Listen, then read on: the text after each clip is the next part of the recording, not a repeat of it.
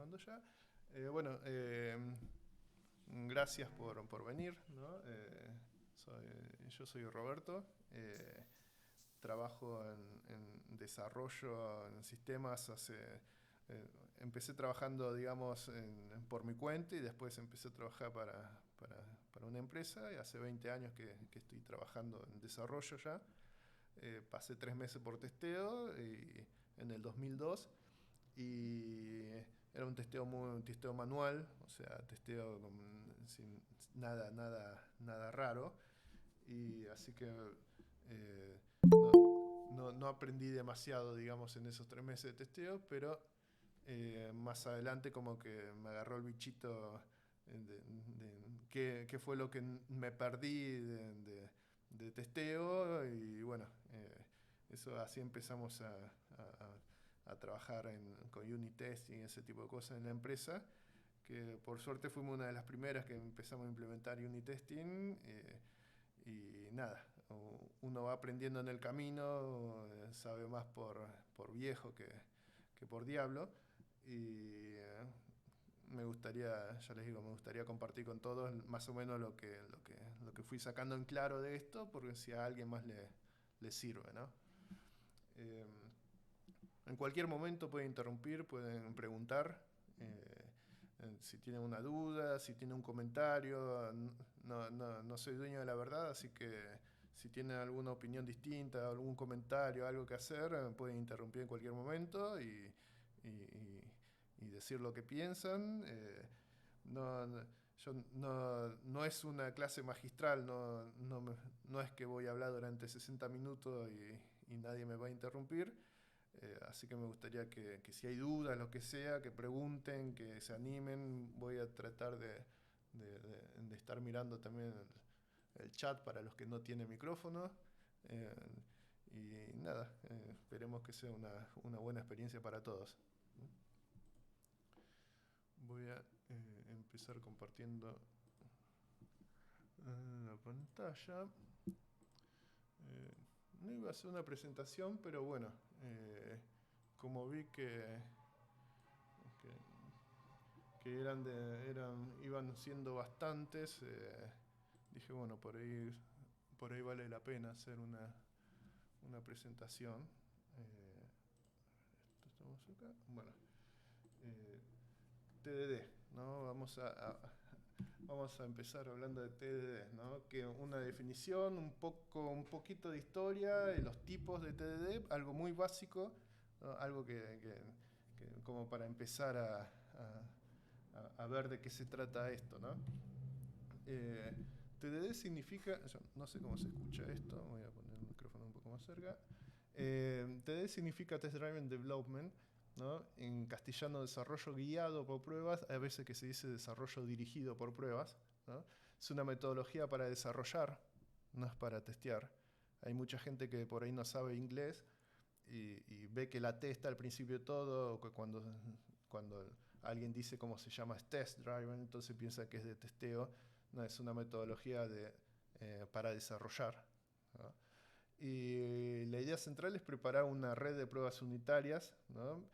Que nos van a decir si el código que modificamos perjudica al que ya está escrito, ¿no? Uno de los problemas que tienen los sistemas grandes es que llega un momento en donde hay muchas cosas que dependen de algo que cuando alguien va a cambiar, eh, no está seguro si va a afectar algo más.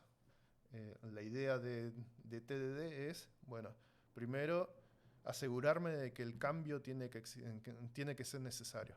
O sea, el cambio debe ser necesario, tengo que tener una razón para cambiar el software y después armar una especie de red para asegurarme de que si voy a cambiar algo, cambie únicamente lo que necesito y no algo más. No introducir más errores de los que ya tiene el software. Y la idea de feedback inmediato es que uno aprende más rápido cuando recibe una respuesta rápida a lo que hace, ¿no? Eh, si yo cambio un signo de más a un signo de menos, idealmente el software me tendría que decir, mira, ahora está fallando algo. Acá algo que yo esperaba que dé 5, ahora me da 6. ¿no? Automáticamente. Eso los sistemas por ahora, Microsoft con C# lo está haciendo bastante bien ¿cómo es? Con el Live del live testing, ¿no? ReSharper y IntelliJ, el JIDEA, también lo están haciendo. O sea, hay bastante que están haciendo bastante sobre esto, sobre el feedback inmediato. Tener TDD hace que uno tenga feedback inmediato. Cuando cambia algo y rompe algo, automáticamente le dice se rompió algo. Y no tiene que esperar a que un testeador venga, lo pruebe y diga, ah, no, mira, esto no me están dando. Esa es una de las ventajas que tiene Unity en general y TDD en particular. Vamos a seguir. Bueno, algo de historia. Vamos a hacerlo esto bien rápido. Yo marqué como 3 o 4 cositas interesantes, ¿no?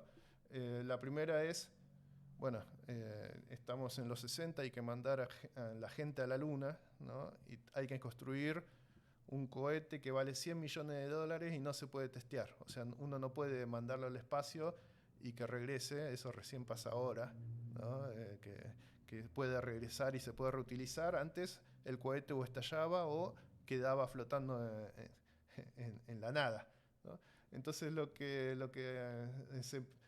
hacían esto, los ingenieros, era crear simulaciones, ¿no? Creaban un programa en Fortran que simulaba hacer el cohete, ¿no? Uno le introducía un montón de parámetros, ¿no? Cuánto pesa, cuánto combustible tiene, qué tan alto es, no sé, la potencia que tiene, y ese programa iba escupiendo datos y esos datos iban siendo pasados a través de la computadora y la computadora respondía qué es lo que tenía que hacer, ¿no? Y todo ese chequeo se hacía manualmente. O sea, uno tenía que correr el programa, por ahí corría un programa. Acá dice que un programa de 2000 instrucciones necesitaba entre 50 y 100 corridas distintas, o sea, ejecutar entre 50 y 100 veces el mismo programa para determinar si funcionaba o no, ¿no? Y una cosa interesante acá es que dice, necesitaba entre 50 y 100 corridas para estar completamente debugueado, ¿no? Hasta los 70, hasta virtualmente finales de los 70, testear significaba debuguear. O sea, no había diferencia entre testear y debuguear. Para testear había que debuguear. Esa era la definición que había, ¿no? Bueno, el MIT, IBM son todos los que trabajaron con esa parte, con la parte de darle datos al programa y que el programa calcule y tener que comparar los datos a ver si eran los correctos, ¿no? Y la primer mención de TDD sin ser TDD es en 1977, ¿no?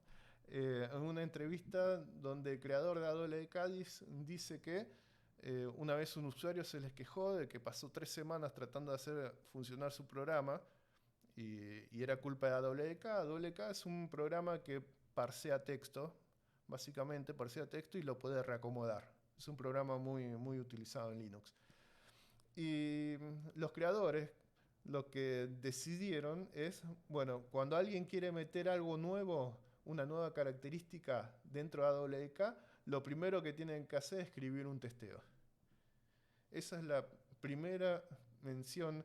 Hay una mención antes en el proyecto Apolo, pero que no la pude encontrar, así que la primera que yo encontré es esta, de TDD sin ser TDD, ¿no? O sea, todavía no tiene el nombre de TDD, pero ya está la idea de que antes de agregar algo nuevo, primero escribo un testeo para probar algo que todavía no existe. Y después, bueno, acá tenemos 4 libros. El primero es el de Myers, ¿no? El arte del testeo de software.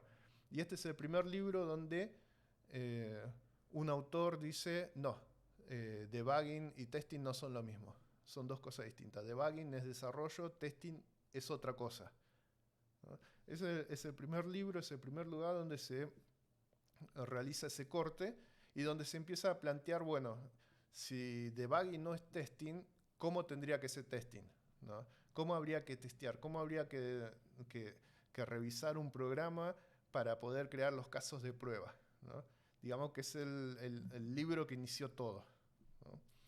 El segundo libro, bueno, es de Ken Beck, ¿no? Extreme Programming explicado, que es Extreme Programming es una metodología ágil que salió en el 96.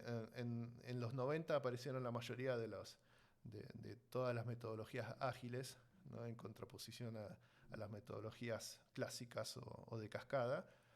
Creo que en el 91 salió RAD, Rapid Application Programming, en el 95 salió Scrum, en el 96 salió Extreme Programming, como una idea. Ken Beck la propuso para trabajar como una idea y les tomó más o menos 3 años escribir este libro, encontrar todas las ideas correctas para escribir este libro, y en donde explica que la importancia de Extreme Programming es todo tiene que ser testeable y uno no puede agregar algo a un programa si no tiene un testeo, ¿no? Es como que está madurando la idea de que el programa ideal tendría que tener un conjunto de pruebas que verifiquen toda la funcionalidad, en toda la funcionalidad de punta a punta. Extreme Programming, una de las cosas que decía es, tiene que haber mucha unit testing y por otro lado, no tenés que programar más de la cuenta, que es una de las cosas más polémicas que estuvo el libro, de decir, no penses en el futuro, no programes en el futuro, sino en el presente. O sea, programar lo que tengas que programar en este momento y que no te importe el futuro. Cuando venga el futuro, cambiaremos el software. Pero no quieras preparar el software para algo que por ahí no va a venir, ¿no? También en el mismo año, Martin Fowler sacó Refactoring.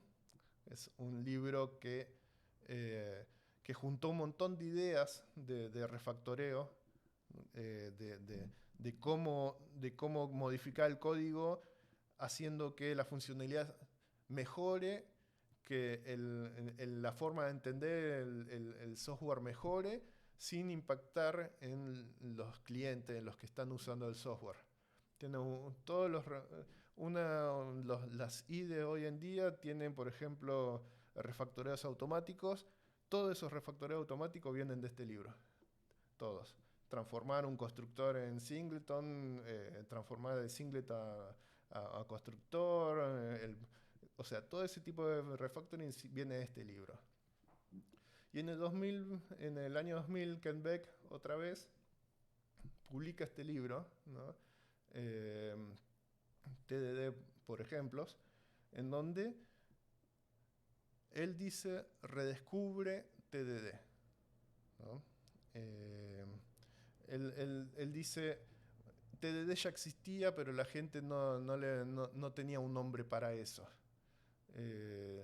Entonces yo le doy el nombre, para mí es TDD.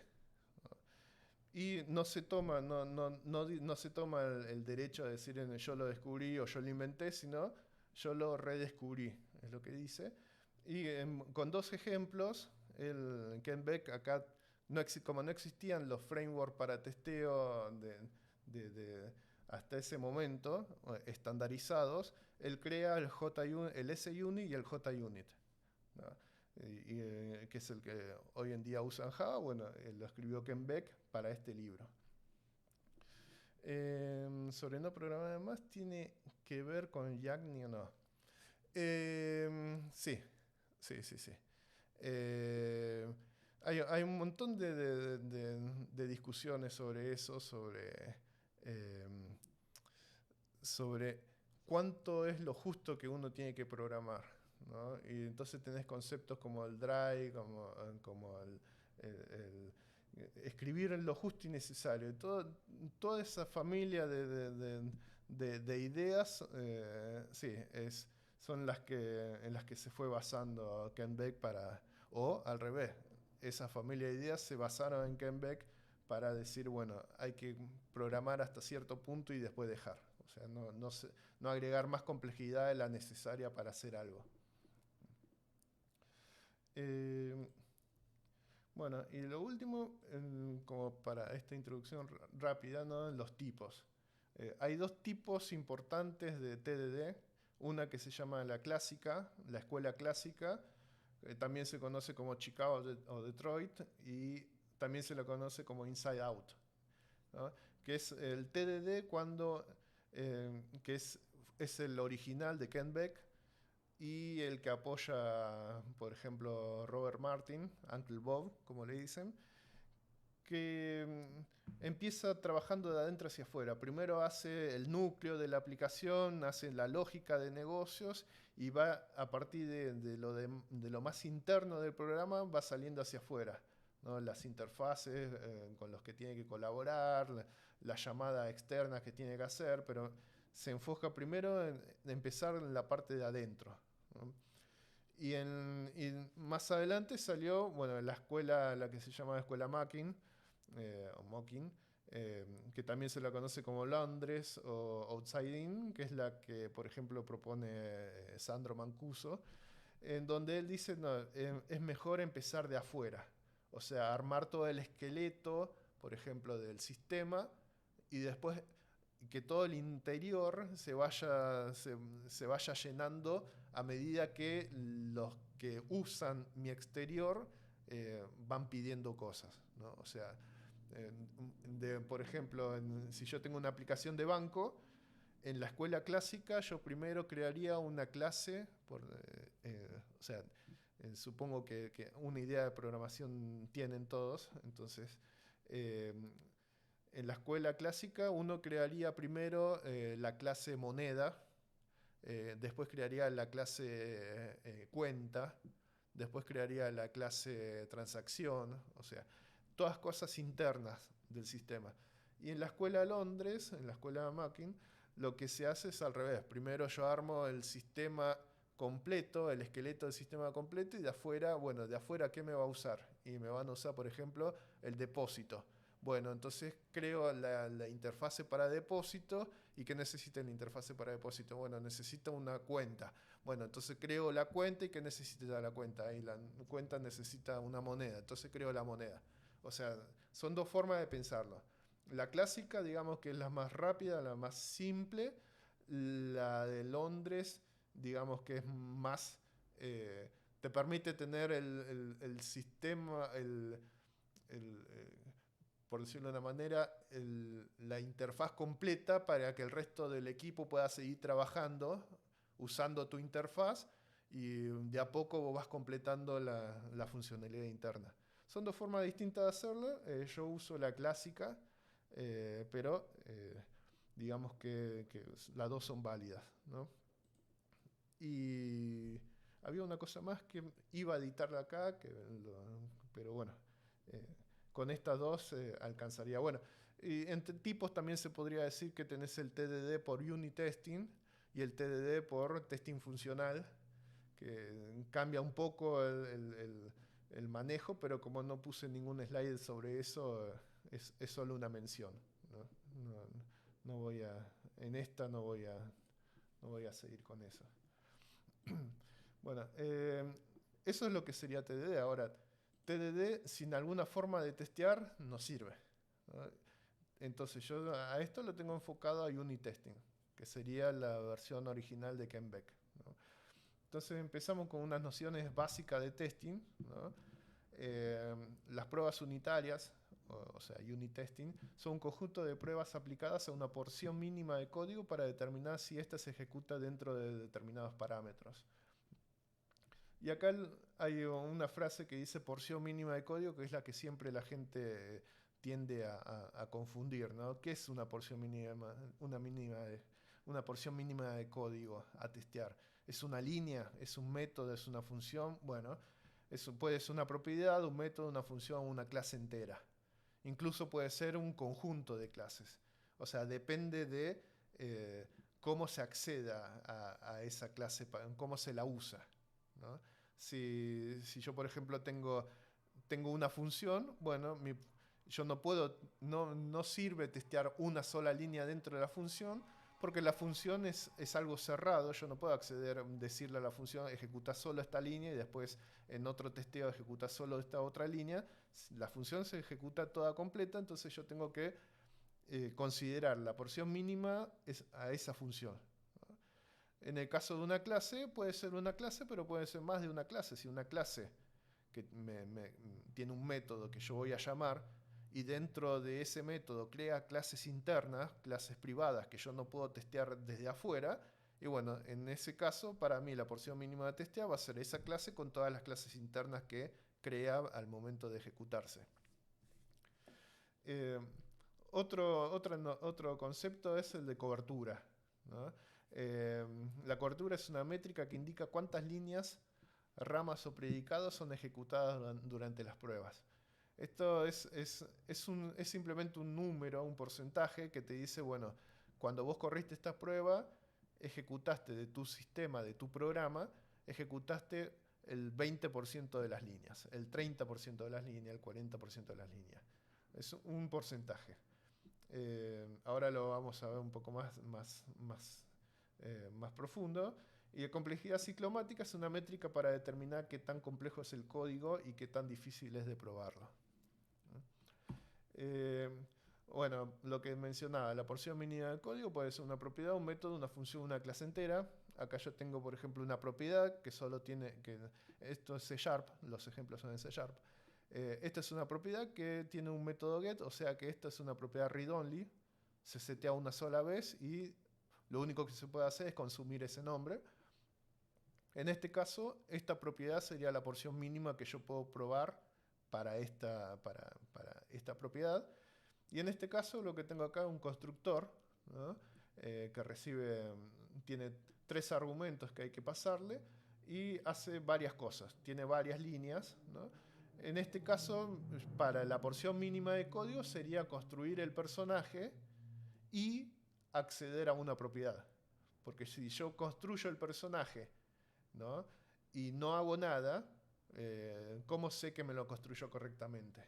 ¿No? Entonces, en este caso, en el caso del personaje, mi porción mínima sería hacer un new del personaje. Si no tiene una excepción porque el nombre está vacío, bueno, voy a tener que ver, no sé, qué tipo me creó. Si me creó el mismo tipo que yo le pasé como un argumento, ¿no? Si tiene la fecha de nacimiento que elegí pasarle, ¿no? En este caso, la porción mínima de código es el conjunto entre el constructor y la propiedad que yo voy a testear. La cobertura muestra por dónde pasa la ejecución del programa, ¿no? Algo muy importante es que un bajo porcentaje de cobertura implica que no se está probando lo suficiente, pero una cobertura alta no necesariamente significa que el programa está bien testeado. O sea, yo puedo tener 100% de cobertura y el programa sigue teniendo bugs y no funciona. Esa es la realidad. Entonces, es importante, cobertura es un número nada más, es como decir que tiene fiebre, pero uno tiene que saber por qué tiene fiebre. Si tiene fiebre porque estuvo al sol es una cosa, si tiene fiebre porque tiene una infección es otra cosa, ¿no? Y en el ejemplo acá, bueno, normalmente cuando se analiza la cobertura del programa, lo que tiene la persona que está analizando es el método, función o la clase, ¿no?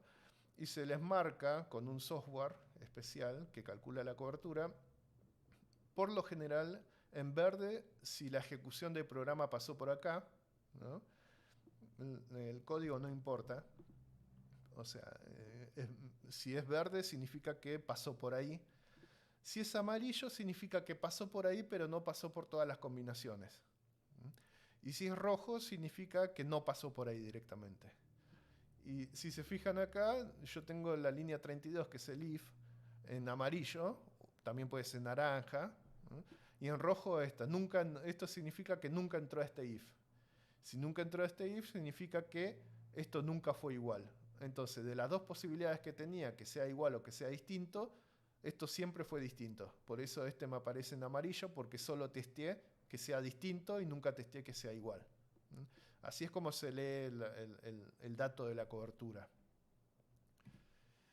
Y la complejidad ciclomática, ¿no?, es una métrica para determinar qué tan compleja es una pieza de código. Una complejidad baja indica que el código es fácil de probar y de entender, ¿no? O yo tengo este código, por ejemplo, ¿no?, venta de cerveza, puede comprar, ¿no?, y me dan la edad. Si la edad es mayor de 18, retorno true, si no, retorno falso, ¿no? Es un código simple, pero la complejidad ciclomática de esto es 2. ¿Por qué? Porque tengo dos caminos posibles. O la edad es mayor o la edad es menor, ¿no? Entonces tengo dos ramas que testear. Entonces la complejidad de esto es 2. Es una forma... Se calcula de una manera, pero como el código, este código es bien simple, es el mismo valor, ¿no? Y, acá.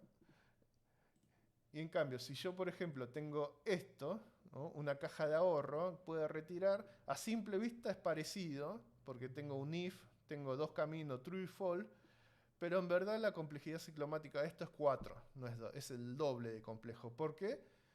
Porque el if no es un if con una sola condición, sino que tiene 3 condiciones distintas, que tiene 4 valores de salida, ¿no? Cada uno de estos son predicados, se llaman predicados.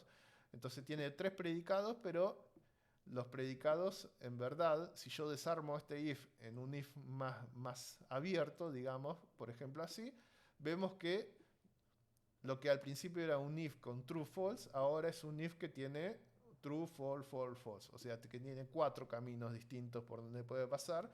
O sea que en este caso, en este ejemplo, coincide con la complejidad ciclomática, que es 4. Y lo que implica que el 4 es que es más difícil de entender que el 2, ¿no?, y que es más complicado de testear porque tenés que darle 4 ejemplos. En este caso, también la complejidad ciclomática indica cuántas pruebas tenés que hacer para cumplir, para testear todo esto. Y en este caso son 4, ¿no? Que la cantidad sea menor a 0, ¿no? Entonces va a venir por acá, cantidad menor a 0, va directamente a este else y sale por acá. Que la cantidad sea mayor a 0 y la cantidad mayor a saldo, o sea, va a venir por acá, y si es mayor a saldo,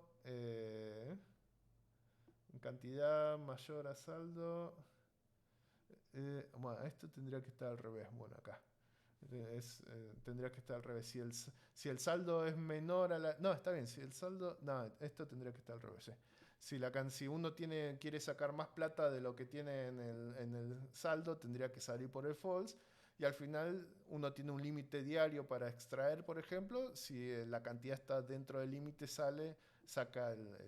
puede hacer el retiro, y si no, sale. ¿Mm? O sea que tengo 4 combinaciones que yo tengo que crear para poder testear esto completamente. O sea, la complejidad aumenta por más que a simple vista esto sea un if muy parecido al otro if. Eso es algo bastante más de unit testing que de testing funcional. TDD con unit testing es un poco digamos, más puntilloso en ese tipo de cosas, ¿no? Que hay que testear más cosas de las que hay que testear de la otra manera. Ahora seguimos con los principios FIRST, ¿no? En su libro Clean Code de Robert Martin, o sea, Uncle Bob, menciona ciertos principios a tener en cuenta, ¿no?, al momento de planear pruebas unitarias. Estos principios él no pone FIRST, los tiene en otro orden, pero alguien vio esto, los reacomodó, igual que con los principios SOLID, vio las ideas que tuvo Robert C. Martin y dice, esto, si yo reacomodo las iniciales, me forma FIRST, ¿no? Y como que cómo tiene que ser una prueba para que sea buena, ¿no? Lo primero, que tiene que ser rápido, se tiene que ejecutar rápidamente. O sea, si una prueba es lenta, no la usan. Esa es la realidad. Si mi prueba para testear algo, tarda 1 segundo y tengo 1000 pruebas, nadie va a quedarse a esperar 1000 segundos a que se terminen de ejecutar. Directamente no las ejecuta. Entonces lo que hay que hacer es que las pruebas sean lo más rápido posible. Ese es el primer principio. El segundo es que estén completamente aisladas, ¿no? No deben acceder a recursos externos, ya sean archivos, base de datos, internet, red, nada. O sea, no puede acceder a nada que no sea dentro del sistema. Si accediesen, ¿no? Agregaríamos un causal de error a la prueba. O sea, mi prueba tiene que fallar por una única razón. O sea, si yo voy a probar que 2 más 2 tiene que dar 4, no me puede fallar porque no tengo conexión a internet o porque el disco rígido está lleno. Me tiene que fallar únicamente porque la lógica interna está mal. Eh, el siguiente punto es que sean repetibles, o sea, que uno las pueda, que sean determinísticas, ¿no? Que yo pueda repetirlos no solo en mi máquina, sino en cualquier otra máquina, ¿no? Uno está trabajando con un equipo, entonces yo corro la prueba en mi máquina, me tiene que dar un resultado, lo corro en la otra máquina, tiene que dar el mismo resultado, perdón, el mismo resultado, y se corre en el servidor y tiene que dar el mismo resultado. O sea, en la prueba unitaria es como está completamente aislada, ¿no? Y utiliza el mismo código que utiliza el resto de las pruebas, tienen que dar siempre lo mismo, ¿no? Y se tiene que eliminar el factor del azar. Azar, que significa, por ejemplo, tomar el día de hoy, la fecha, para algún dato de la prueba. Hoy es 9 de julio, mañana es 10 de julio, cambió. Entonces no puede haber esa discrepancia en los resultados. O sea, yo tendría en ese caso que fijar siempre la misma fecha. No tendría que usar la fecha del sistema. Lo mismo que, por ejemplo, random. Un método random que me devuelve un número al azar. Tampoco. Eso lo tengo que, digamos, envolver de una manera que siempre me devuelva el mismo número, ¿no? De esa manera yo sé que si ejecuto en mi máquina me va a tirar como número al azar el 5 y si ejecuto en la máquina de mi compañero le va a dar el 5 también, porque si nos da un número distinto la prueba no es repetible y se rompe con este principio. Eh, la siguiente sería que uno puede entender fácilmente, ¿no? Si pasó o no pasó. Eso es una de las cosas que, que, que tiene que ser, o sea, uno no tiene que estar metiéndose dentro de un archivo de log, dentro de una base de datos, no tiene que estar revisando un servidor a ver si se conectó, no. Tiene que tener un indicio, normalmente es visual, por ejemplo, un tick verde puede ser una letra, una frase en verde diciéndole pasó todo, o en rojo por lo general es que te diga falló, pero tiene que ser inmediato y tiene que ser a simple vista. O sea, uno no tiene que ignorar, tiene que serle muy difícil ignorar el resultado. O sea, si yo por ejemplo escribo un archivo de log, el resultado, yo corro el programa, no me dice nada, bueno, si yo no miro el archivo de log no sé si pasó o no pasó. Entonces, si yo no lo miro, pasó la prueba, básicamente. No, estoy obligando a alguien a que tiene que ir a un lugar a revisar. Eso no puede ser porque si obligas a alguien a revisar algo, no lo va a hacer. Para él pasó directamente. Eh, y lo último es que sea exhaustiva, ¿no? O sea, las pruebas tienen que ser exhaustivas. Estos son los principios. Eh, ¿Entra alguien? Estos son los principios originales de Kent Beck, ¿no? Las pruebas tienen que ser exhaustivas, deberían usar el patrón AAA, que se conoce como Arrange, Act, Assert, o sea, preparación, el acto, la ejecución y la validación, ¿no? Para que sean bien entendibles. No tiene que tener pruebas salteadas o comentadas, eso es... eh, pasa de vez en cuando que uno escribe código, se rompe algo, alguna prueba y en vez de arreglarlo lo comenta, ¿no? Eso está mal, no hay que hacer, ¿no? Hay que cubrir todos los caminos, no solo el camino fácil de, no sé, me ingresó el dato que yo esperaba y no tengo problemas, sino que hay que cubrir todos los caminos que se nos ocurra, ¿no? Hay técnicas para sacar esos caminos y deben cubrir casos extremos, ¿no? Eh, Esto tiene un principio también, así como está el principio first. Esto sería lo que se conoce como zombies, ¿no? Para saber que tiene que funcionar con 0, con 1, con muchos, con la interfaz, ¿cómo es? en las excepciones. O sea, eso es, digamos que es algo un poco más para unit testing que para TDD. Así que no lo curo acá, pero existen técnicas para sacar, para cómo generar las pruebas.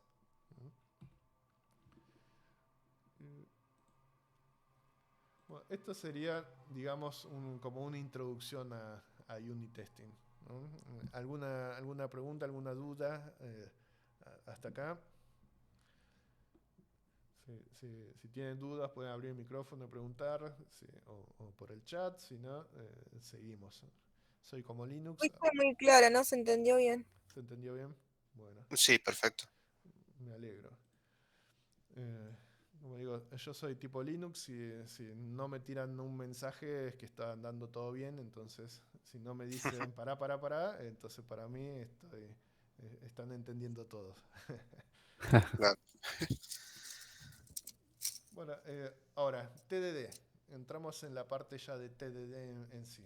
¿Qué es TDD? Bueno, implica buscar debilidades en el software para mejorarla. Y la idea de TDD es trabajar con 3 estados. Normalmente se usan semáforos, ¿no? Un estado rojo o red, un estado verde o green y un estado que se llama refactor, que normalmente lo hacen azul o amarillo, naranja o algún otro color. Este gráfico es la esencia de TDD. ¿Cómo funciona TDD? ¿Cuáles son los pasos? TDD es una metodología, es una lista de pasos a seguir. Y una vez que se llega al último paso, se vuelve al primer paso, una y otra vez. Por eso es este círculo con las flechas, ¿no? El primer paso es el rojo, el red, ¿no? Buscamos identificar un error o una carencia en el software creando una prueba cuyo resultado sea negativo para que nuestro semáforo se ponga en rojo.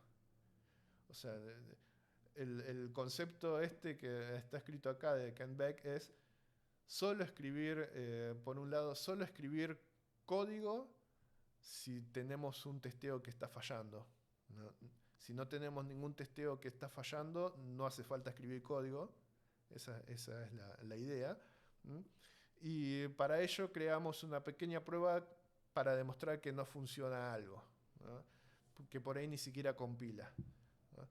La idea es que si TDD, una de las ideas que tiene TDD es que si se desarrolla un sistema con TDD, se escriben primero los testeos y después se escribe el código.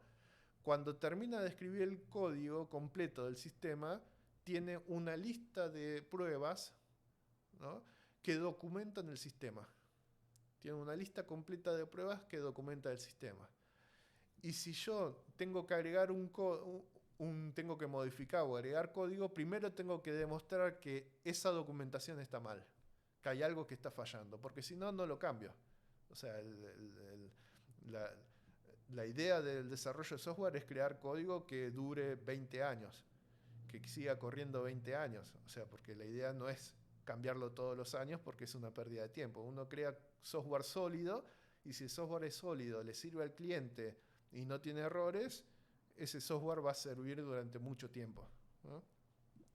En este ejemplo lo que tenemos es el personaje no puede ver digamos, lo que yo digo que es un error es que el personaje no puede tener velocidad menor o igual a 0, ¿no? Yo tengo una clase personaje y tengo una propiedad velocidad que tiene un get, un set, o sea que cualquiera lo puede desde afuera setearle un valor o obtener el valor, ¿no?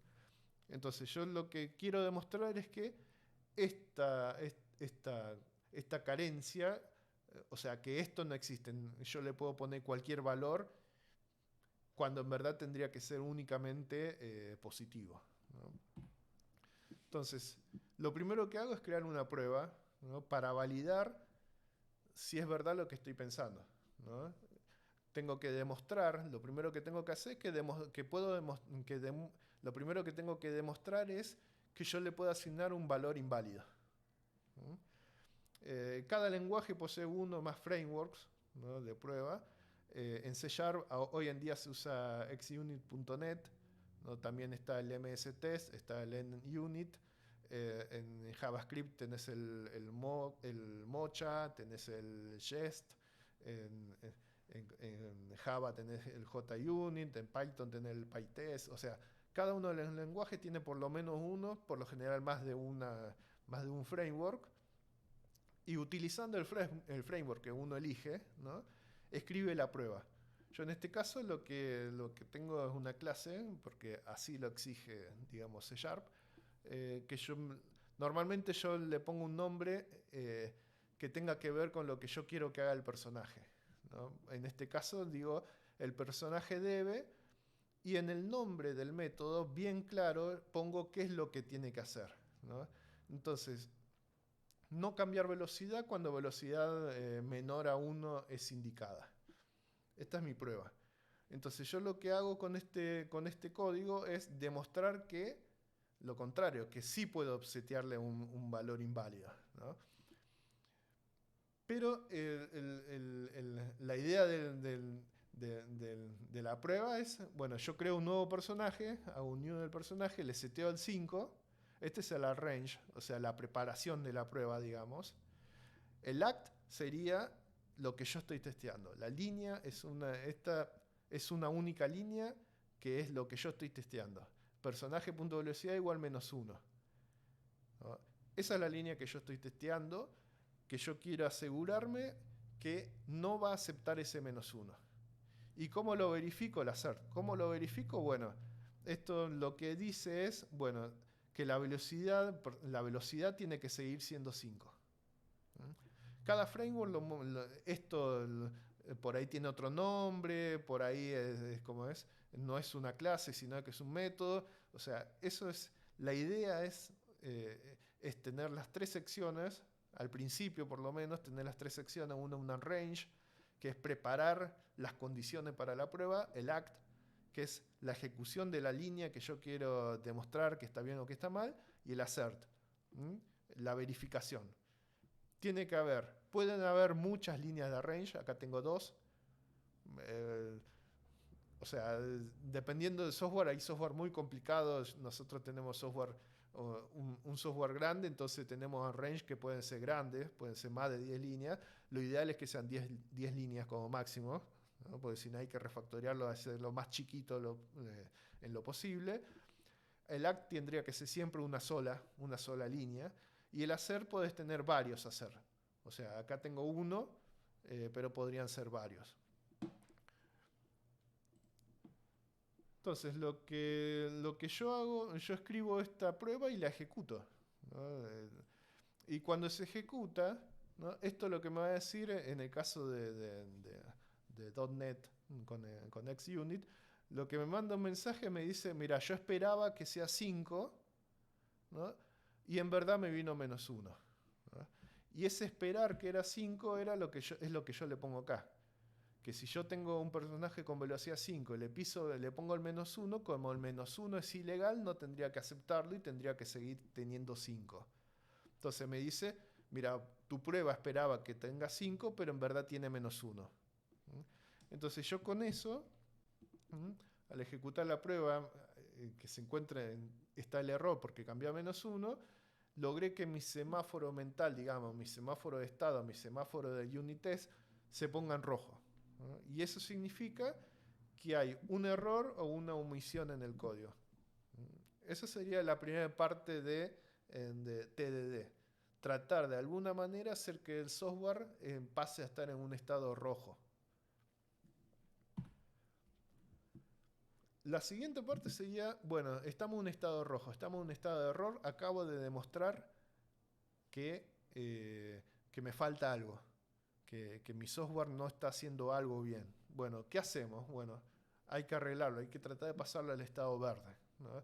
Una vez identificado el error o la carencia, realizamos la modificación más simple para hacer que la prueba funcione, ¿no?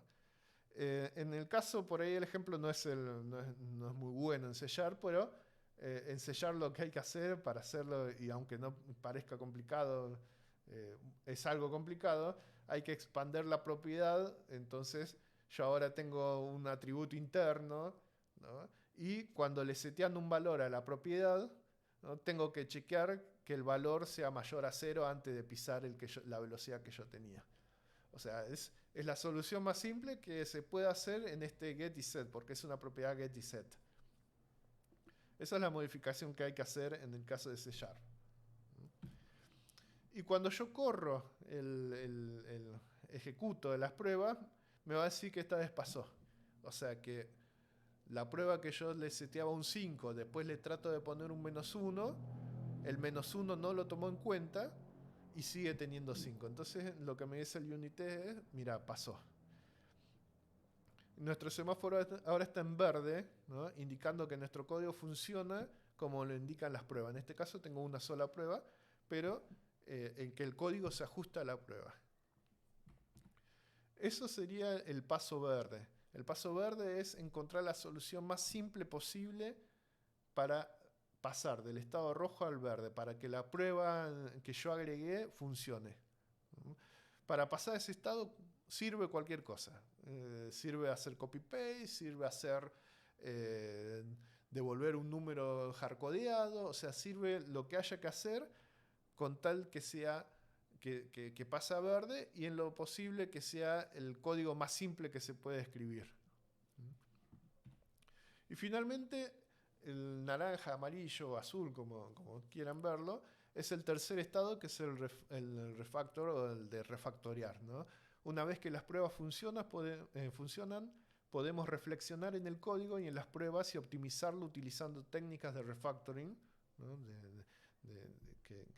Por ejemplo, transformar estos métodos a objeto, objeto a método, ese tipo de cosas. Y este paso es opcional. No siempre uno no está obligado a refactorear, ¿no? Porque uno puede, si el cambio es muy chiquito, entonces no es necesario refactorear porque la solución que uno encuentra puede ser la solución correcta, ¿no? En este caso, el refactoring que yo hago, ¿no? Es simplemente transformar el get en una expresión que sea más chiquita, acá quitarle la llave y dejarle una línea. O sea, son cosas cosméticas, se podría decir acá, pero lo importante es verificar que el refactoreo no haya roto la funcionalidad que existe. O sea, yo no puedo, por un lado, no puedo empezar a refactorear si estoy en rojo, ¿no? Tiene que estar en verde. Y no puedo terminar de refactorear si me queda en rojo. O sea, el refactoreo significa que vos cambiás el refactorear significa cambiar el funcionamiento interno de algo sin que se enteren los que lo consumen de afuera, ¿no? Entonces, si yo entro con verde, tengo que salir con verde. No puedo entrar con rojo y salir con verde. Eso sería el estado verde. Ni tampoco puedo entrar en verde y salir en rojo, porque eso sería el estado rojo. O sea, yo acá entro en verde y salgo en verde. Y eso es TDD. TDD es encontrar una carencia del software para tener el semáforo en rojo, arreglarla de la manera más simple posible para pasarlo a verde y refactorear si es necesario. Y otra vez, encontrar otra carencia, repararla de la forma más simple, pasar a refactorear si es necesario, una y otra vez.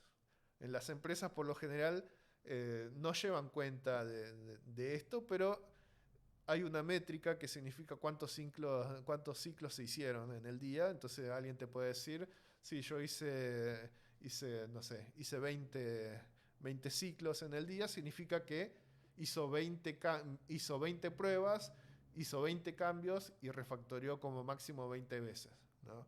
Hizo este círculo 20 veces. Eso es TDD. Una vez que uno entiende el concepto, ¿no? Primero escribo el código para demostrar que falta algo, después modifico el código y después lo limpio, ¿no? Una vez que entiende que son esos tres pasos una y otra vez, empieza a entender por qué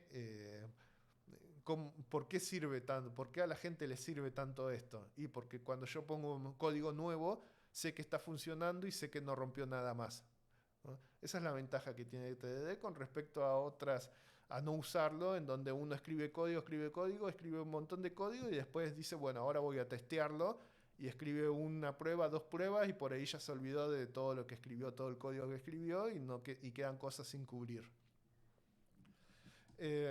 ¿Alguna pregunta hasta acá sobre esto? Yo quiero mencionar, digamos, Hmm.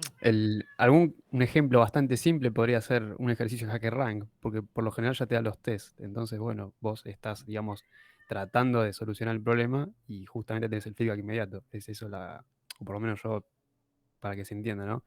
Lo veo como un ejemplo bastante simple. Sí, exactamente. De hecho, en HackerRank, en esos sitios, uno puede hacer TDD borrando todas las pruebas y dejando las pruebas de a uno. Deja una prueba sola, escribe el código que necesita para superar esa prueba y después agrega la siguiente prueba que estaba por default o comenta todas las pruebas y las va agregando de una. Eso era una cosa para mostrar al final, pero creo que no creo que lleguemos porque ya van 50 minutos. Así que vamos a... Eso sería, bueno, eso es TDD, ¿no? Ahora vendría la parte del ejemplo, ¿no? El ejemplo es muy simple, ¿no? Crear un método que reciba un número entero que va a ser considerado un año y retornar true si corresponde a un año bisiesto, false si no lo es, ¿no? Ese es el ejemplo muy simple. Lo puedo hacer con light coding, lo puedo escribir a mano o lo puedo mostrar en las cosas, pues lo escribí, digamos, para las diapositivas, digamos, las filminas, como dice el presidente. Así que si quieren lo hacemos en light coding, así. La idea no es enseñar cómo se usa el framework, o sea, no es voy a usarlo en C Sharp, no es cómo se utiliza el framework, qué comandos hay que usar, o sea, anotarlo y recordarlos, sino es ver la idea general, la idea de cómo pensarlo, de cómo organizarlo en la cabeza, ¿no? Para que funcione. Así que si quieren lo hacemos en light coding, si no lo hacemos directamente, lo mostramos así como para ir un poco más rápido.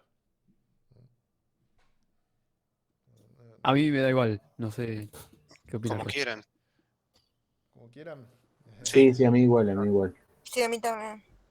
Como Bueno, quieran. entonces vamos al camino seguro. Entonces, eh, vamos por las reglas de negocio. ¿Mm? O sea, ¿cuáles son las reglas que se necesitan para calcular si un año es bisiesto o no? ¿Cuál es la primera que se les ocurre?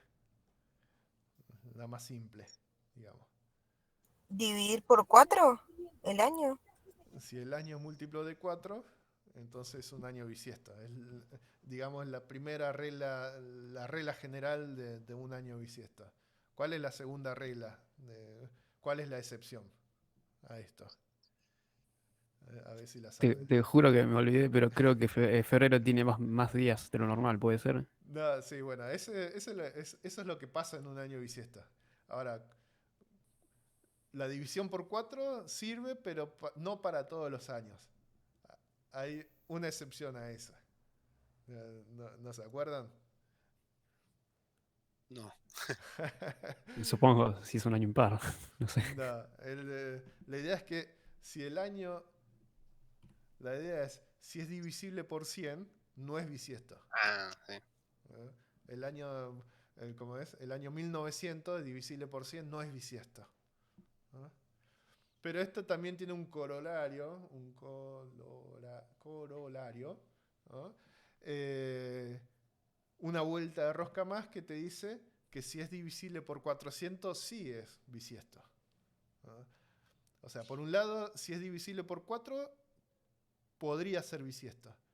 Si es divisible por 100, no sería bisiesto. Y si es divisible por 400, sí es bisiesto.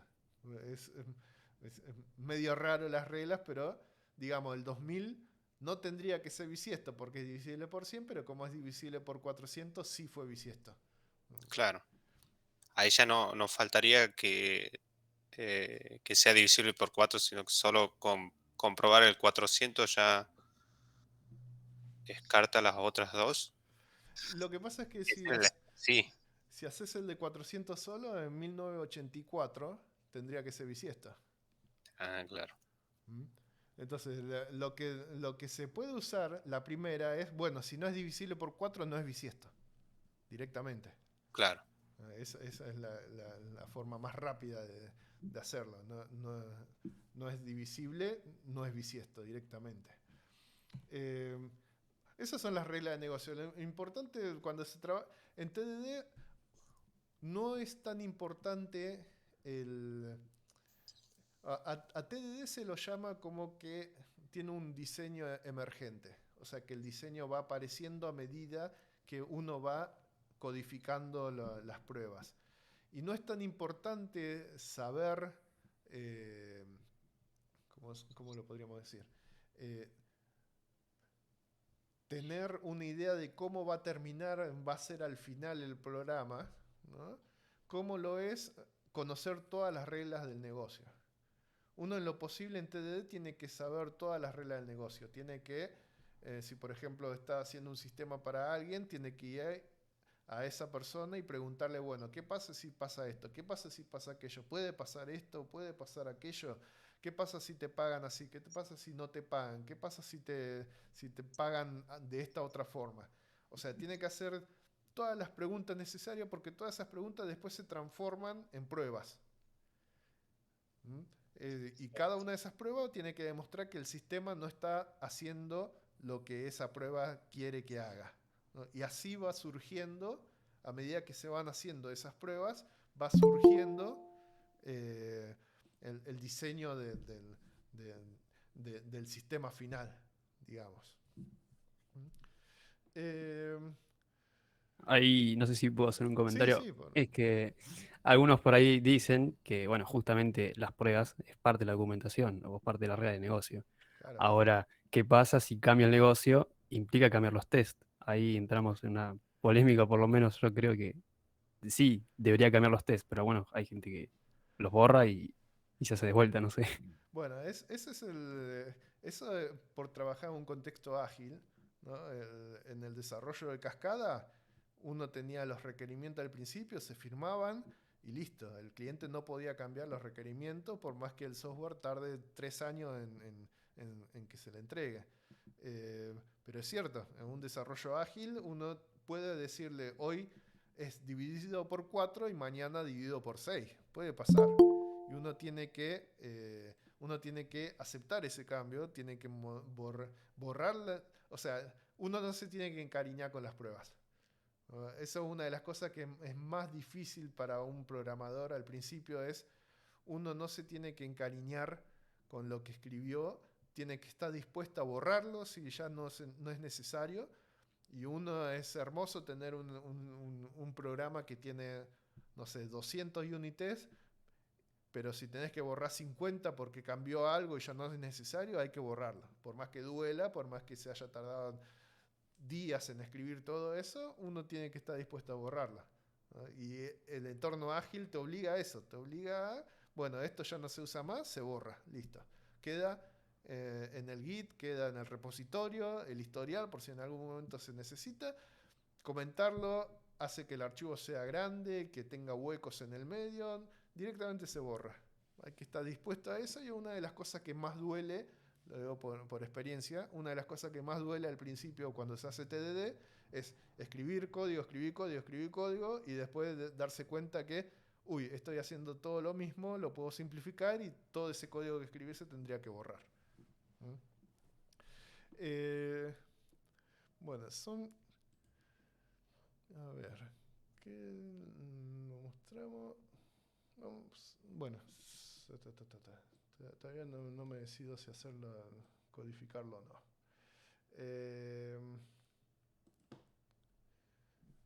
Creo que me pasa que si lo codifico... Bueno, para la próxima hacemos otro ejemplo codificado directamente como para que esto termine un poco más rápido.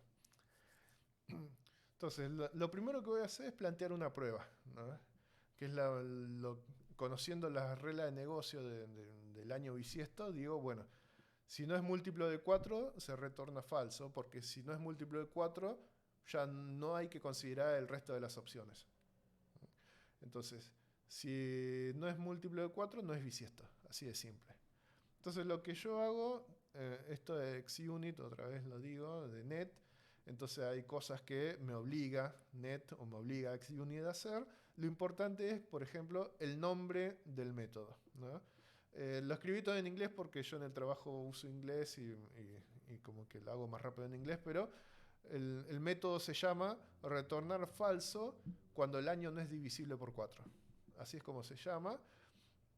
Y es parte de la documentación. O sea, esta prueba se va a transformar en documentación. O sea, cuando alguien diga, bueno, ¿qué es lo que hace esto que hiciste? Bueno, lee todos los nombres de los tests y ahí vas a tener toda la documentación que vos necesitas. Por eso dicen que TDD te ahorra uno de los principales miedos que tiene la gente cuando usa TDD es, o mejor dicho, que los jefes cuando se enteran que usan TDD, ¿no? Es que uno va a tardar el doble de tiempo, porque uno antes solo codificaba y ahora tiene que codificar y escribir test. Hace dos cosas, entonces tardas el doble.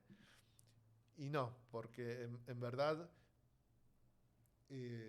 si vos haces la documentación también, bueno, esto te ahorra de hacer la documentación. No tenés que documentar, no tenés que comentar, porque en el nombre del método te queda escrito qué es lo que vos esperás que haga el sistema que estás construyendo.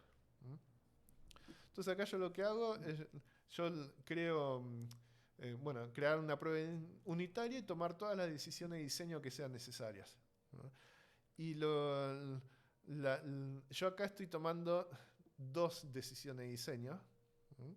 Porque yo estoy creando la prueba cuando todavía no existe la clase chequeadora de años bisiestos. Todavía no existe. Yo estoy creando la prueba directamente y estoy tomando como decisión de diseño que en el constructor, cuando hago el new, le tengo que pasar el año. No va a ser un método que diga chequear y le paso el año y que me voy a true false, sino que estoy decidiendo que sea en el constructor. Y también estoy decidiendo que yo tengo que llamar a un método confirm que me va a devolver true o false. Esas son dos decisiones que las tomo porque yo elijo hacer esto, ¿no? Alguien más podría elegir hacer otra cosa. Alguien más podría usar un método normal. Alguien más podría hacer un método estático. Yo estoy eligiendo hacerlo de esta manera. Entonces, uno es el primer usuario del código que escribe. O sea, si alguien más va a usar este chequeador de años bisiestos, bueno, yo soy el primero en usarlo y cuando lo escribo, quiero sentirme cómodo en la forma en la que yo lo uso. Entonces, yo soy el primer usuario, quiero hacerlo de esta manera y cuando alguien más tenga que usar esto, puede venir acá a la prueba y decir, bueno, ¿cómo se usa esto? Y ve la prueba y dice, hay que pasarla en el constructor de la clase, el año, y hay que llamar al confirm para saber si sí o si no. Esas son decisiones de diseño que uno va tomando, cuando escribe, cuando usa TDD, ¿no?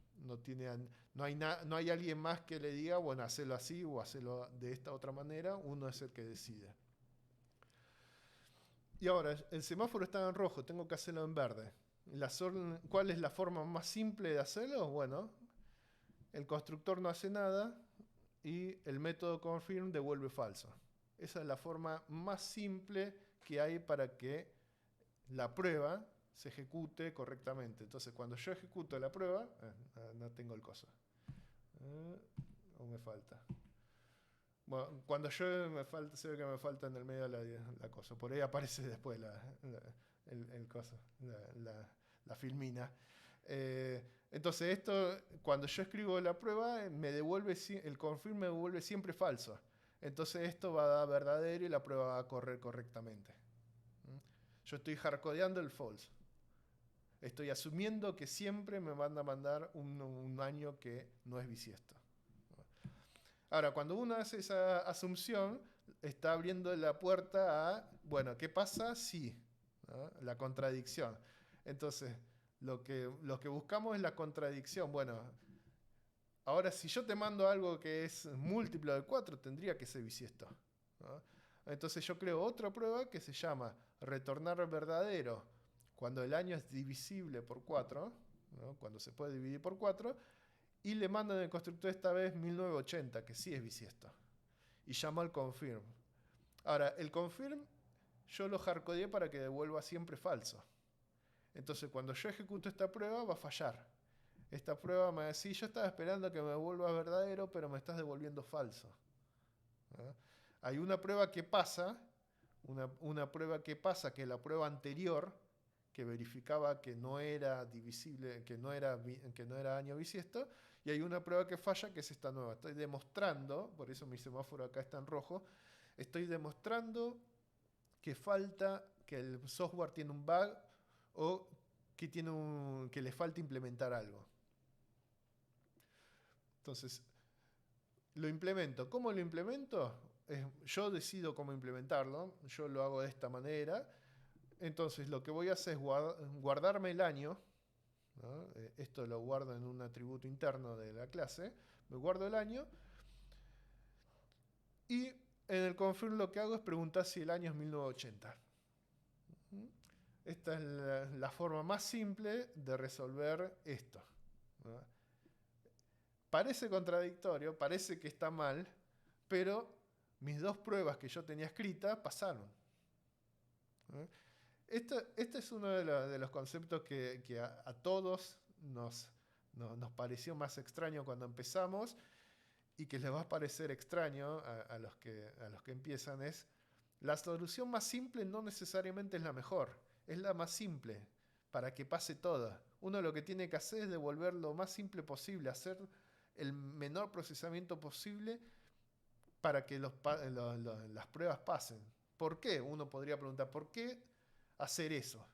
Y bueno, porque uno cuando escribe una prueba, ¿no? Puede estar escribiendo una prueba incorrecta, puede estar escribiendo una prueba que no se puede solucionar, una prueba imposible. Entonces lo primero que yo tengo que hacer es testear la prueba, por decirlo de una manera, y la forma de testear la prueba es, bueno, acomodar el código para que esa prueba pase. Si yo puedo acomodar mi código interno para que esa prueba pase y que todas las demás sigan pasando, entonces la prueba que escribí está bien. Por un lado uno escribe una prueba para testear un código, pero por otro lado uno escribe el código para testear la prueba. Es un concepto medio raro, ¿no? Para testear en sí la prueba se usa más adelante mutation testing, o sea, testeo de mutaciones.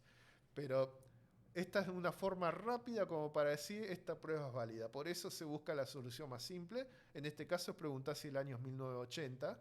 Y en este caso las dos pruebas que yo tengo, que por ejemplo es, bueno, 1980 confirma, y bueno, el año es 1980, entonces me devuelve true. Y en la prueba anterior, acá era 1997, es igual a 1980, falso, me devuelve falso, pasa esta prueba. Por eso esas dos pruebas están andando. Ese es el concepto más raro que pueden encontrar de TDD, es el que más cuesta al principio. Entonces ahora yo voy a forzar una contradicción. Yo sé que el código, obviamente yo lo escribí el código, sé que el código está mal, sé que tomé la salida más rápida, entonces voy a forzar, ¿no? a que el código que escribí no funcione. ¿Y cómo lo hago? Bueno, creo otro método exactamente igual, retornar verdadero cuando el año es divisible por 4, 2, bueno, el segundo método, y le mando 1912. O sea, por un lado tengo 1980 y por otro lado 1912. Esto me tendría que devolver verdadero porque 1912 es divisible por 4, ¿no? O sea, es un año bisiesto, digamos. Pero cuando yo lo ejecuto me falla porque me devuelve falso, ¿no? Porque no es 1980. Mi código funciona únicamente para 1980, cualquier otro año no es bisiesto. Y yo con esto estoy demostrando, ¿no? Estoy demostrando que al código le falta algo. Todavía no está completo. Y la prueba es virtualmente la misma. Esa es una cosa que hay que notar acá, por eso le puse el 2, el mismo nombre del 2. Esta prueba, así como está, es virtualmente la misma que esta prueba, lo único que cambia es el año. Es exactamente la misma prueba, pero con otro año, y en uno me devuelve que sí, en el otro me devuelve que no. Es la contradicción que yo estoy buscando, ¿no? Mi semáforo está en rojo, entonces ahora yo cambio el código, ¿no?, para pasarlo a verde. ¿Y cómo lo cambio? Bueno, esta es digamos, la otra parte de TDD que confunde.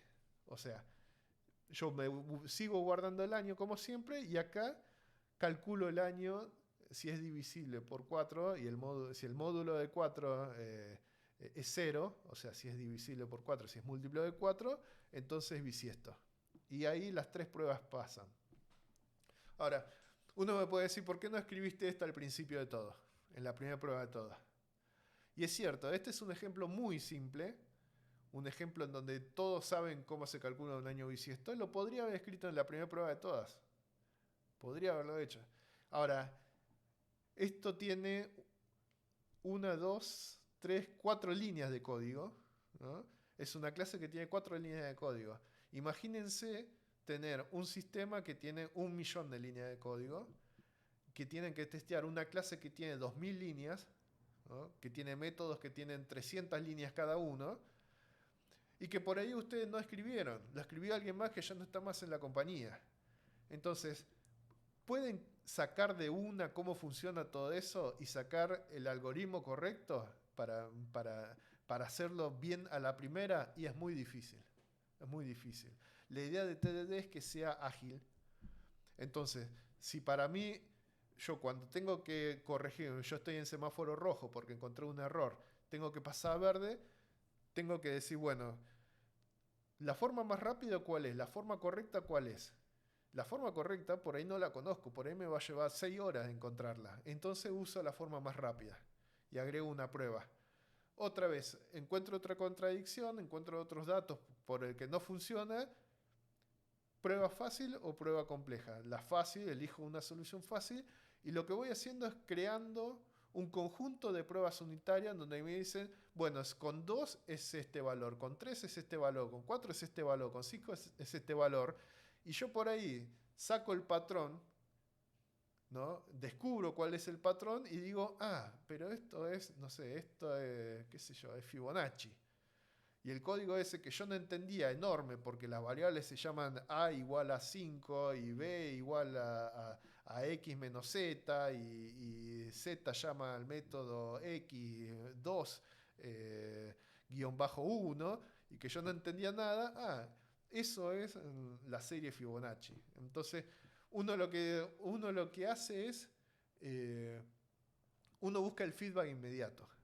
Uno quiere sentir que está avanzando, por más que lo único que haga es buscar la salida más fácil.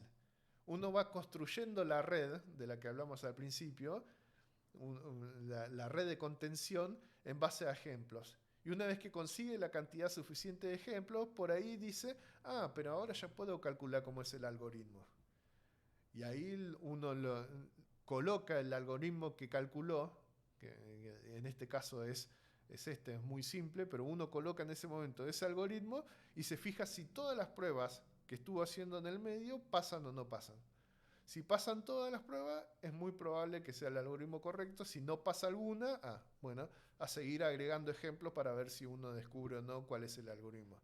O sea, desde el punto de vista acá, en el que estamos ahora, por ahí este por 104, el módulo 4, que sea igual a 0, o sea que no tenga resto cuando se divide por 4, por ahí se podría haber hecho a la primera, pero la idea es, hay veces que no vas a poder hacerlo a la primera, porque es código que no conoces, porque es código viejo que nadie usa, ¿no? Entonces lo que tenés que hacer es hardcodear ejemplos, hacer copy-paste, trabajarlo de una manera lo más rápido posible para armarte todo el conjunto de pruebas necesarias como para que cuando digas, bueno, ahora me arriesgo a ver cuál es el algoritmo correcto, escribo el algoritmo, tener las suficientes pruebas como para demostrar que uno está bien, que uno acertó en el algoritmo.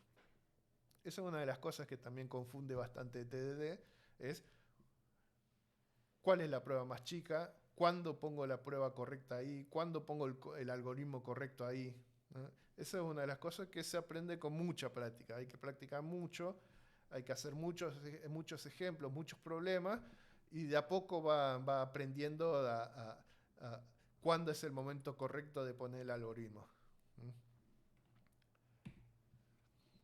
Y ahora, bueno, la tercera vuelta que teníamos, ¿no? Que es la de refactorear, que es opcional. Bueno, en este caso yo voy a refactorear y voy a refactorear la prueba. Y la prueba, o sea, uno no refactorea solo el código que escribe, el código que va a ejecutarse y que es el programa que quiere el cliente. Uno también refactorea las pruebas. O sea, si las pruebas no son presentables, no están bien hechas, no se entienden fácilmente, no van a tocarse, alguien no las van a corregir, entonces queda como código legado.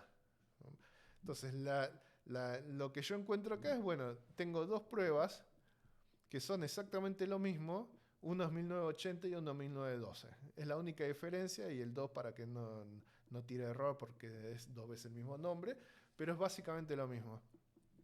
Entonces muchos de los frameworks, esto se toca así para mencionarlo nada más, muchos de los frameworks de testing lo que permite es comprimir las dos pruebas en una.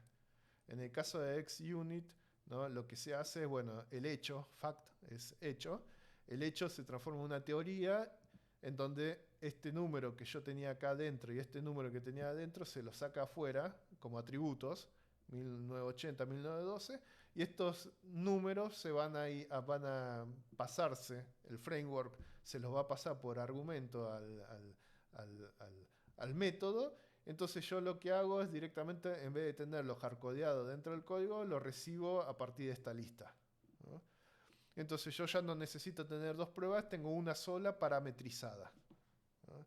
Entonces si yo después necesito poner más ejemplos, lo único que tengo que hacer es agregar una línea más de esta, con el año que yo quiero tener, no sé, 1984, que también es bisiesto, y también tendría que dar verdadero.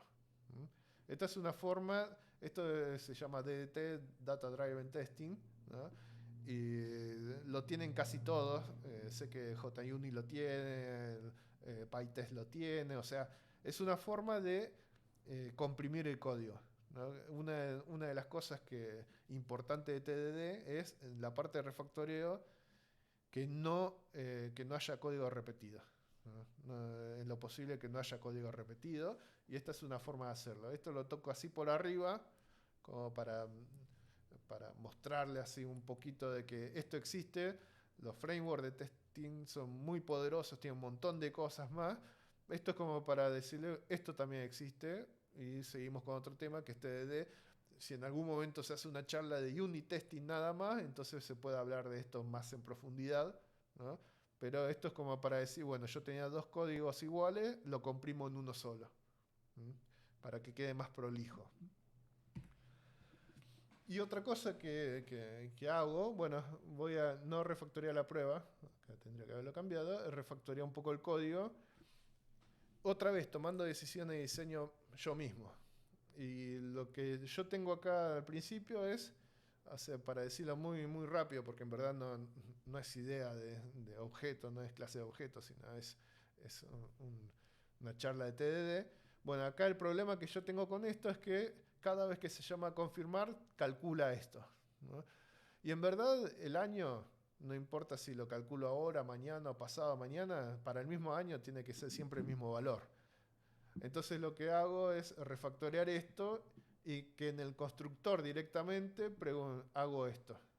Esto por ahí es un poquito, por ahí tendría que haberlo hecho con un if, ¿no? Pero básicamente lo que estoy diciendo acá, este es un flag, ¿no? Es año bisiesto, y lo que hago es, bueno, si el año dividido módulo 4, si el resto de esto es 0, entonces divisible por 4, entonces esto es true, todo esto es true, entonces es año bisiesto, es true. Y si no, si me da un resto, no es bisiesto, entonces esto es false, ¿no? Y devuelvo directamente el flag. Entonces cuando yo hago el new de esto, se calcula automáticamente si es bisiesto o no. Fíjense que no guardo más el año. Antes acá yo guardaba el año, ahora yo no necesito guardar el año. Directamente estoy guardando si es año bisiesto o no. Y cada vez que me llaman confirmar, yo devuelvo si el flag directamente. Es una modificación que yo hago por hacerlo para usar el paso de refactoring, de refactoreo, ¿no? Y cuando uno hace una modificación, vuelve a probar que las pruebas pasen, siempre. O sea, uno entra al refactor en verde y tiene que salir en verde. Si modifica algo, tiene que probarlo. Ahora vamos con la segunda regla de negocio. O sería la segunda o la tercera. Si es múltiplo de 100 hay que retornar falso. O sea, el año 1900 no es año bisiesto, por más que sea divisible a 4. Entonces lo primero que hago es crear una prueba. Escribo una prueba que retorna falso cuando el año es divisible por 100. Entonces lo que hago es, otra vez, hago el new, le paso 1900 y cuando yo llamo a confirme me tendría que devolver falso. Y cuando yo ejecuto la prueba me va a devolver verdadero. ¿Por qué? Y porque el código ahora lo único que hace es módulo 4. Entonces 1900 módulo 4 es 0. Entonces esto queda en verdadero, me va a devolver verdadero. Es año bisiesto, pero en verdad no tendría que ser año bisiesto. Lo que yo acabo de demostrar es que mi programa todavía no está completo, tiene un error, ¿no? Y mi semáforo queda en rojo. Entonces pasamos, quiero que sí, que sea verde. Entonces lo que tengo que hacer es modificar el código, ¿no? Para, en este caso yo lo que hago es, esto por ahí lo tendría que haber hecho en if separados, como para que se entienda mejor, pero es básicamente, si es módulo 4, o sea, si es divisible por 4 y no es divisible por 100, entonces es verdadero, ¿no? Es un año bisiesto. Es parte de la lógica, o sea, por ahí tendría que haberlo hecho un poco más largo. Lo hice así en cosas, digamos, horizontal en vez de vertical. Pero básicamente es eso, es la primera regla de negocio y la segunda regla de negocio. Y cuando yo ejecuto esto me va a dar verdadero, van a dar las cuatro pruebas que tengo hasta ahora van a estar funcionando. Y finalmente queda, bueno, pero si es módulo, si es 400, si es, el año es divisible por 400, entonces hay que retornar true, ¿no? Y como prueba, ¿no? Otra vez, retornar verdadero cuando el año es divisible por 400. Si yo le mando el año 2000, ¿no? Esto ahora, cuando lo ejecuto, me da falso. ¿Por qué? Y porque es divisible por 4, sí, pero además es divisible por 100, ¿no? Entonces tengo la regla, tengo el arreglo que yo había hecho acá, que me está estorbando. ¿Por qué? Porque el 2000 por módulo 4 es 0 y esto módulo 100 es distinto, es igual a 0, perdón. Entonces verdadero y falso me da falso. Cuando en verdad tendría que ser verdadero. Entonces lo que se hace se agrega, ¿no? el chequeo del 400. Esto por ahí para la próxima, por ahí lo cambio para que se entienda mejor, pero básicamente es colocar que el módulo que sea 400 o que sea distinto, que no sea divisible por 100. O sea, si es divisible por 400, entonces sé que es un año bisiesto, o que no sea módulo de 100, que no sea divisible por 100, entonces también es año bisiesto. Y cuando se corre el programa, ¿no? El método, las pruebas, las 5 van a pasar. Y esto sería, digamos, el final, ¿cómo es? El algoritmo, digamos, completo, ¿no? Para calcular si es múltiplo si un año es bisiesto o no.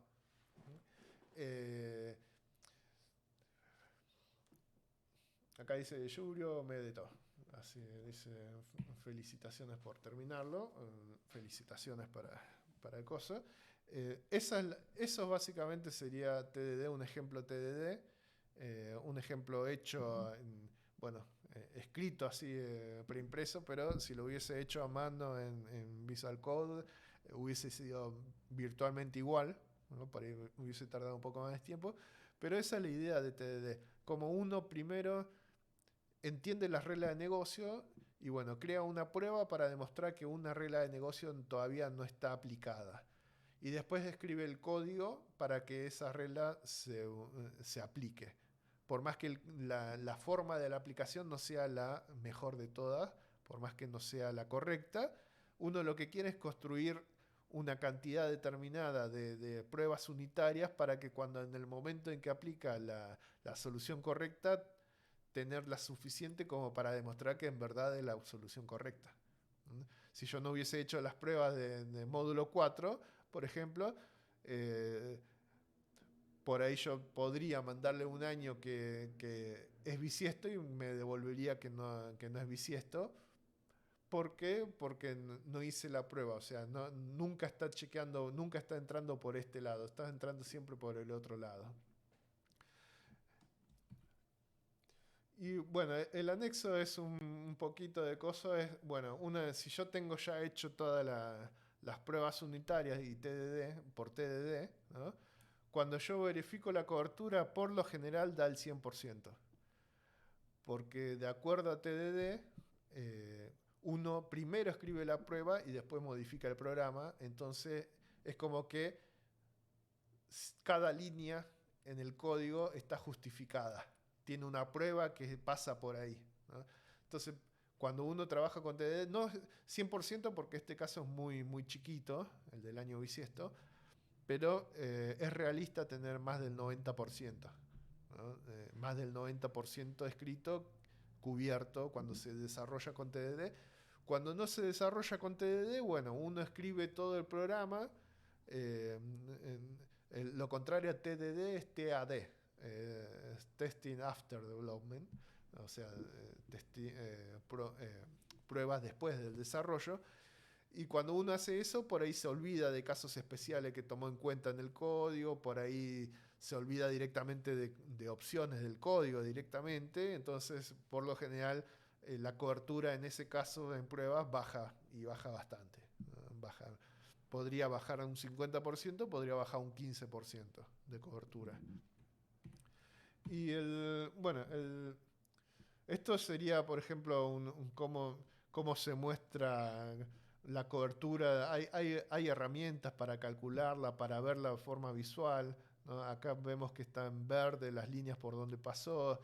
Esto es lo que yo le decía, la complejidad ciclomática, que es 4, porque acá tenemos 4 combinaciones. Esta línea sola son 4 combinaciones de resultados distintos que puede salir, que puede generar, ¿no? Pero las herramientas uno lo va descubriendo qué herramientas necesita y qué herramientas no. Lo mínimo que necesita es un framework para correr las pruebas.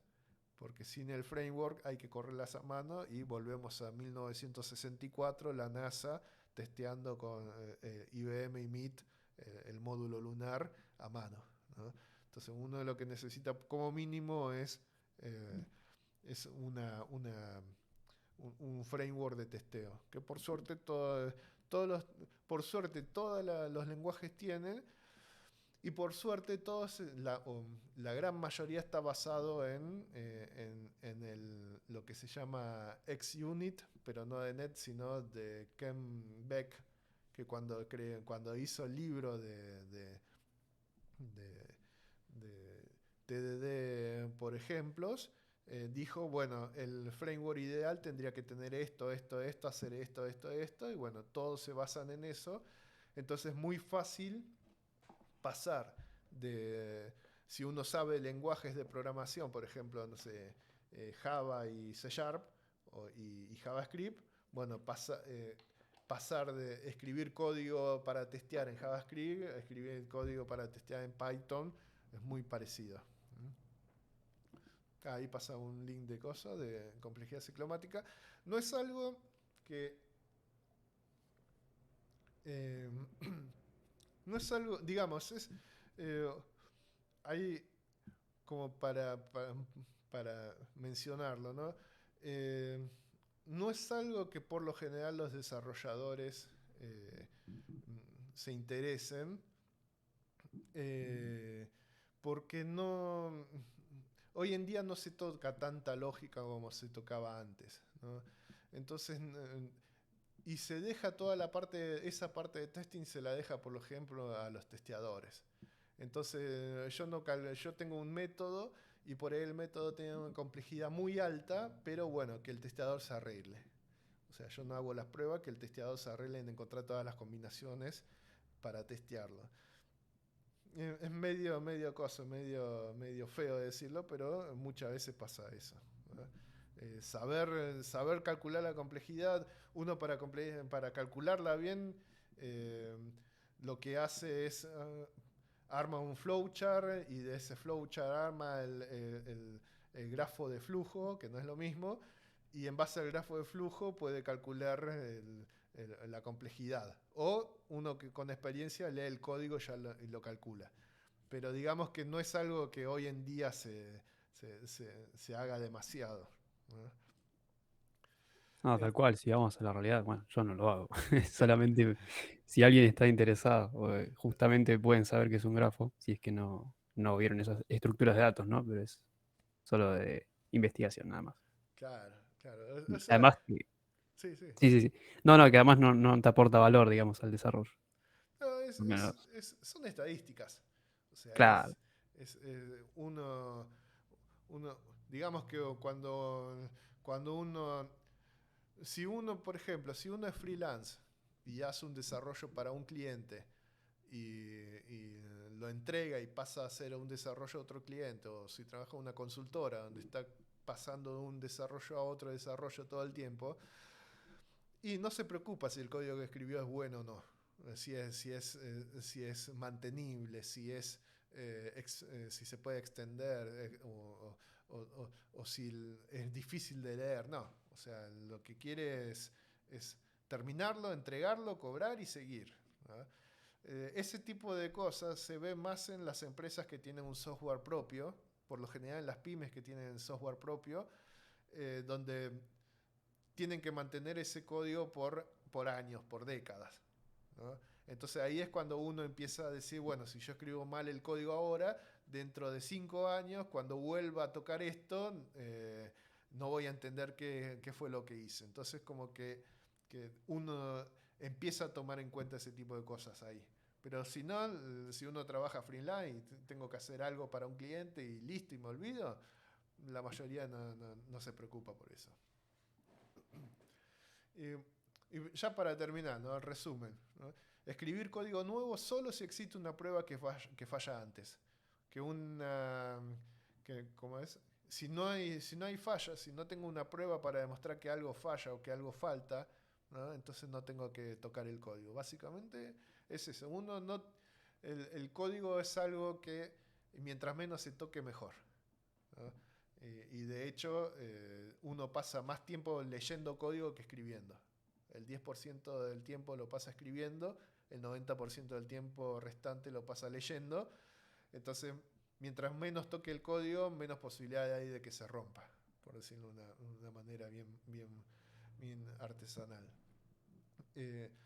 Eliminar la duplicación de código. El código duplicado no es solo texto duplicado, son colaboraciones duplicadas, como dice mi profesor de TDD, o sea, que me enseñó, digamos, no el que me enseñó, sino que el que me orientó, digamos, para el coso. Hice un curso con Hernán Wilkinson y siempre me dice, como tiene un punto de vista muy de objeto, siempre te dice, cuando tenés código duplicado no es texto, sino que son objetos, son métodos, son colaboraciones, ¿no? Duplicadas. O sea, hay algo que falta, por algo tenés código repetido. No es por un capricho, por algo, ¿no? Claro. Y uno es el primer usuario de la API. O sea, yo fui el primer usuario que usó el chequeador de año bisiesto, entonces yo la refiné como a mí me hubiese gustado que alguien más lo hubiese hecho, ¿no? Entonces, una de las cosas que tiene TDD es uno usa el código antes que alguien más. Entonces puede decidir, bueno, me gusta que esté en el constructor esto, no me gusta llamar al método, me gusta llamar a una propiedad. Uno prueba todo eso en base a TDD. Muchas veces uno directamente escribe código sin pensar en cómo lo va a usar alguien más, porque o trabaja solo o lo necesita en el momento y no piensa en cómo se usaría para alguien más. Entonces, una de las cosas que permite TDD es eso, es pensar en el otro, digamos. Y tener pruebas debe permitir al desarrollador experimentar con cambios que de otra forma no se animaría, especialmente con código legado. O sea, si tenés un código que tenés miedo de que se rompa por tocarlo, no lo vas a tocar, ¿no? Y entonces, si por el contrario es un código que se puede romper por cualquier cosa, pero si se rompe te avisa que se rompió inmediatamente, gracias a las pruebas, entonces te vas a animar a hacer cambios, a mejorarlo, ¿no? TDD, como uno siempre desarrolla con el test primero, lo que te permite es tener una buena cobertura de código, lo que implica que si rompes algo en algún lado, te va a avisar inmediatamente que se rompió. Claro.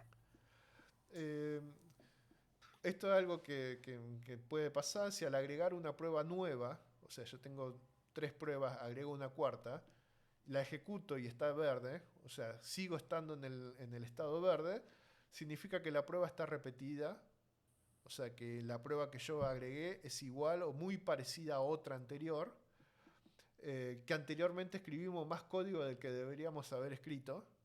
O sea, si yo, por ejemplo, en la primera iteración de todo el año bisiesto hubiese escrito la fórmula completa, cuando agrega la prueba para verificar que los divisibles por 100 no son bisiestos y me da verde, significa que yo la primera vez escribí código de más, ¿no? O que la prueba tiene un error. Esto también puede pasar. O sea, nunca uno se puede equivocar cuando escribe el software, se puede equivocar cuando escribe la prueba. Entonces siempre cuando una prueba da verde, lo primero que hay que pensar es, epa, la escribí mal. Hay algo que está mal, pasé un dato mal, o bueno, después verificar si no es parecida a otra que ya está hecha, o bueno, asumir que uno escribió más, que no siguió el espíritu de TDD de escribir lo menos posible, sino que se dejó llevar y escribió de más. Y bueno, y el todo vale para llegar al estado green. Kent Beck en el libro dice, si vos estás en estado rojo, para llegar al estado verde sirve cualquier cosa, hasta copy-paste. O sea, no hay, para eso está el tercer paso del refactoreo, ¿no? Para mejorarlo. Lo que te importa cuando estás rojo es volverlo verde. Y bueno, y lo último es una lista de cosas, la bibliografía, o sea, obviamente el libro de Test Driven Development de Kent Beck. Hay algunas ideas que por ahí hoy en día no es que quedaron obsoletas, pero que la gente como que no... ahora, digamos, era mucho más estricta en ese momento. O sea, usaban unit test, ahora se usan functional test, que es un poco más ágil, para decirlo de una manera, pero sigue siendo la Biblia, todo esto.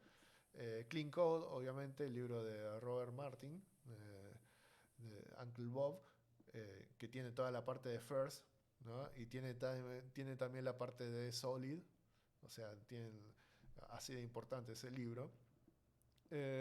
Bueno, un par de links de YouTube, ¿no? Kevin Henny, que es un capo de cosas. Está en inglés, todo siempre está en inglés porque es británico, pero tiene varias charlas sobre unit testing. Para los que no saben inglés, está la charla esta de Hernán Wilkinson, que mencioné, que lo explica también de una forma muy didacta cómo es TDD. Lo único que él él usa Java en este ejemplo, sí, Java en este ejemplo, y es mucho más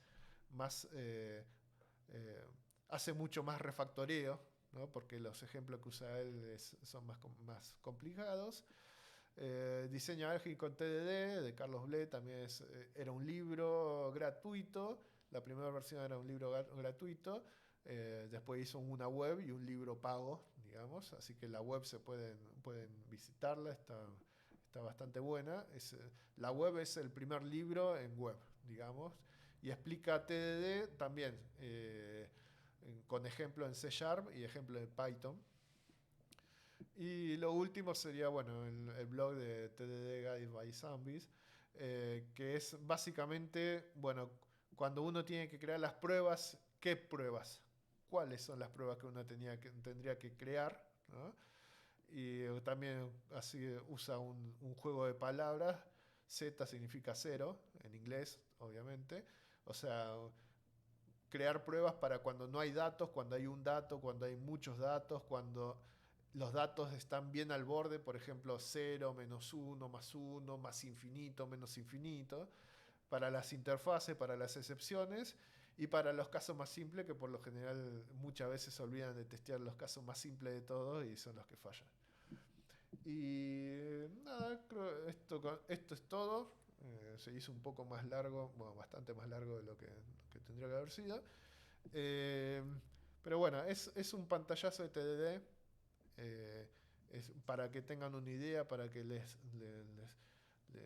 tengan, para que alguien, Despierta el bichito. claro, para que se pongan a investigar, para que Sí. cuando alguien les pregunte, bueno, ¿qué es TDD? Sí, es una metodología de desarrollo, sí, me acuerdo, primero las pruebas, después escribir código.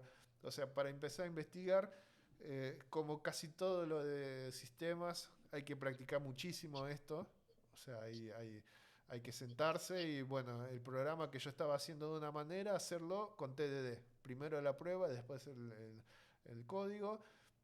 Hay que aprender bueno, que hay que elegir un framework, hay que instalarlo, o sea, es medio, digamos, molesto, pesado eso al principio, pero una vez que la agarra, hoy en día yo ¿cómo es? No, directamente no desarrollo sin TDD, digamos, cuando tengo que hacer algo rápido, hago TDD porque es la forma más rápida de asegurarme que estoy haciendo lo correcto, ¿no? Claro. Así que nada, me alegra ¿cómo es? Que hayan habido tantos acá haciendo el aguante. Espero que les sirva en el futuro, ¿no? Cualquier pregunta que tengan me las pueden hacer por acá, por el foro, en mensaje privado, donde sea. Esto lo voy a subir a YouTube para que quede ya archivado, digamos.